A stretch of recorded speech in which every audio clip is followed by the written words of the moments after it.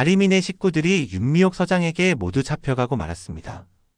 고봉이는 백지연에게 용서를 빌러갔는데 백지연은 한 동네에서 다시는 고봉이와 이다림의 얼굴을 보고 싶지 않다며 이사를 가라고 강요를 했었죠.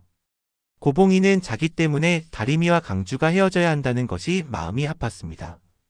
하지만 백지연의 화를 돋구지 않으려면 다림이도 서강주를 다시는 만나서는 안 되는 일이었습니다. 고봉이는 집으로 와 이만득과 안길래에게 이사를 가야 한다 말했죠.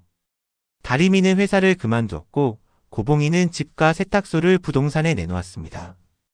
다림이 할머니와 할아버지는 가족들을 위해 극단적인 결심을 하고 말았네요. 이만득은 안길래와 죽음을 선택하면 백지연이 불쌍하게 생각해서 고봉이의 죄를 덮어줄지도 모른다고 생각했죠. 두 사람은 백지연에게 편지를 썼습니다. 모든 죄는 자기들에게 있고 고봉이는 힘없는 시부모를 위해 돈가방을 옮긴 죄밖에 없다고 말이죠.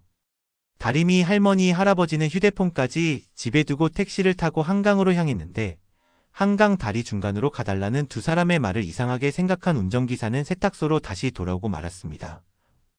두 사람과 연락이 되지 않아 가슴을 졸이던 고봉이는 다시 돌아온 다림이 할머니 할아버지를 붙들고 고봉이는 죽어도 같이 죽고 살아도 같이 살자며 자기도 모르게 나쁜 맘을 먹으려 했던 두 사람에게 눈물을 쏟아냈죠. 이만득의 편지를 발견한 지승돈도 돈 100억 때문에 두 집안이 파탄 지경에 이르고 있는 것에 속이 상했습니다. 백지연이 그 돈을 포기를 했더라면 이런 일이 없었을 텐데 어디서부터 잘못된 건지 답답했죠. 다림이 할머니와 할아버지는 무사히 집으로 돌아왔지만 문제는 그 다음이었네요. 윤미옥 경찰서장은 청렴 세탁소 식구들이 모두 범죄에 연루되어 있다는 증거를 확보하고 말았습니다. 송수진은 지하철 CCTV 영상을 확인하고도 모른 채 덮어버렸는데 윤미옥은 이무림의 블랙박스 영상에서 고봉이가 범죄를 시인하는 것까지 확보해서 송수진은 반박을 할 수가 없었죠. 윤미옥은 고봉이를 절도죄로 구속을 했지만 서강주 때문에 혐의 없음으로 풀어주게 되었고 이무림은 윤미옥에게 죄도 없는 고봉이를 증거도 없이 체포를 했냐며 송수지와 헤어지겠다고 큰소리까지 쳤는데 고봉인의 식구들이 모두 도둑인 것이 드러나자 윤미옥은 너무 괘씸하다는 생각을 했습니다. 다리민의 식구들은 백지연의 요구대로 이사 준비를 하고 있었는데 윤미옥은 경찰들을 데리고 와서 고봉인의 가족을 다 잡아가고 말았죠. 서강주는 백지연이 신고를 안 했는데 왜 다리민의 가족을 잡아가냐고 윤미옥에게 화를 냈습니다. 윤미옥은 서강주까지 증거 은닉죄로 공범으로 몰아갔고 서강주는 자기도 잡아가라며 경찰차에 동승하고 말았죠. 굳이 조사를 하지 않아도 100억 강도 사건의 전말을 술술 불어내는 윤미옥은 이 상황이 우습고 기가 막힐 뿐이었습니다.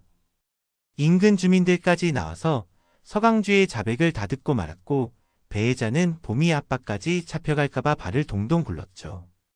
남서방 자네는 무슨 일이 있어도 입을 꼭 다물어야 하네.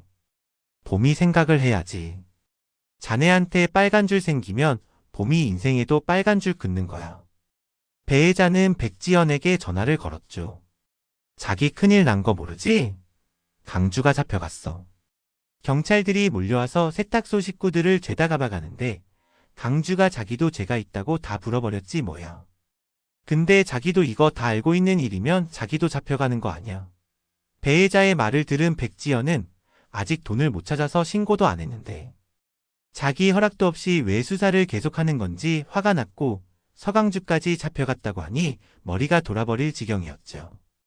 백지연은 곧장 경찰서로 찾아갔습니다. 경찰서에 도착하니 서강주는 조사를 받고 있었습니다. 강주야, 네가 여기서 왜 이러고 있어? 넌 아무 잘못한 거 없잖아. 경찰서에서는 백지연이 세탁소 식구들과 합의를 하러 온 줄 알고 있었죠. 내가 합의를 왜 해줘야 합니까? 나는 내 아들 강주 데리러 왔어요. 강주는 아무 잘못이 없다니까요. 백지연을 소리를 지르며 강주를 풀어달라고 했습니다. 윤미옥은 백지연을 보면서 고함을 질렀죠. 백지연 씨, 여기가 당신 네 집 안방입니까? 당신 아들 서강주 씨가 직접 의학산에 돈을 파묻었다고 자백을 했습니다. 잃어버린 엄마 돈을 엄마에게 갖다 주지 않고 산에 도로 묻으러 가다니. 아드님이 세탁소 집안 사람들을 끔찍히도 생각하는 모양이더군요. 범인을 알면서도 숨긴 죄가 얼마나 큰지 모르십니까? 백지연 씨도 알고 있었으면서 돈 찾으려고 범인을 모르는 것처럼 하셨죠. 그날 서강주 씨와 경찰서에 온 날. 신고하러 왔다가 발길 돌린 거 맞죠? 당신도 죄가 있어요. 그러니 가만 좀 계세요. 백지연은 윤미옥을 쳐다보며 말했죠. 내가 신고를 해야 수사가 진행이 되는 거고 아직 신고 안 했으니 강주가 여기 앉아있을 이유도 없고 나는 내 돈을 받아야겠어요. 강주야, 우리 돈 찾아서 집에 가자. 일어나 어서. 백지연은 서강주의 손을 잡아 끌었죠. 백지연 씨, 이미 여러 증거물 확보로 범인이 드러난 상황입니다. 이건 뭐 한두 사람도 아니고 온 집안이 도둑놈 소굴인데 백지연 씨와 상관없이 우리는 수사를 해야 합니다. 서강주 씨도 유력한 공범이자 증인으로 조사가 진행이 되는 동안 집으로 갈 수 없습니다. 윤미옥이 단호하게 말하자 서강주는 태연한 표정을 지으며 백지연에게 말했죠. 엄마, 나도 죄 있는 거 맞아. 나도 벌 받을 거야. 다림이 혼자 여기 두고 갈 수는 없어. 엄마, 나 이제 다림이랑 안 헤어질 거야. 감옥을 가도 같이 갈 거야. 그러니 엄마가 포기해. 엄마는 이제 나한테 아무 힘이 없어. 백지연은 경찰서에 잡혀와서까지 다림이 편을 드는 서강주가 너무 원망스럽기만 했죠. 너는 엄마 생각은 절망 하나도 안 하는 놈이구나. 여자 하나 때문에 엄마를 버리겠단 거지? 엄마는 너희 둘 끝까지 막을 거야. 백지연은 서강주의 머리를 때리며 화를 냈습니다. 윤미옥은 의학산에서 발견된 돈이 전부 AA가 아닌 것이 수상했는데 서강주는 30억을 불태워서 돈을 벌어서 메꾼 것이니 백지연에게 100억을 돌려주라고 윤미옥에게 말했죠. 백지연은 돈을 찾게 되었지만 그 돈을 노리고 있는 사람이 있습니다. 백지연 때문에 은행장에서 쫓겨난 김성우는 백지연이 돈을 다른 은행에 맡기기 전에 훔칠 생각을 하고 있었죠. 김성우는 그 돈을 중간에서 탈취하는 과정에서 서강주가 크게 다칠 것 같네요. 서강주는 백지연을 보호하기 위해 몸을 사리지 않고 김성훈 일당과 싸운 것이죠. 백지연은 서강주가 엄마 생각은 하나도 안 하는 불효자라고 생각했는데 강주가 많이 다쳐 위급한 상황이 되자 돈 생각이 나지 않습니다. 강주를 살려야 한다는 생각뿐이었죠. 강주는 백지연에게 미안하다며 엄마 마음 아프게 해서 죄송하다고 말을 합니다. 고봉인의 식구들은 재판이 시작되어 선고받을 일만 남았는데 일가족이 모두 감옥에 갈 위기였죠. 백지연은 강주를 위해 큰 결심을 합니다. 강주를 위해 다림이네 식구들을 꺼내주기로 한 것이죠.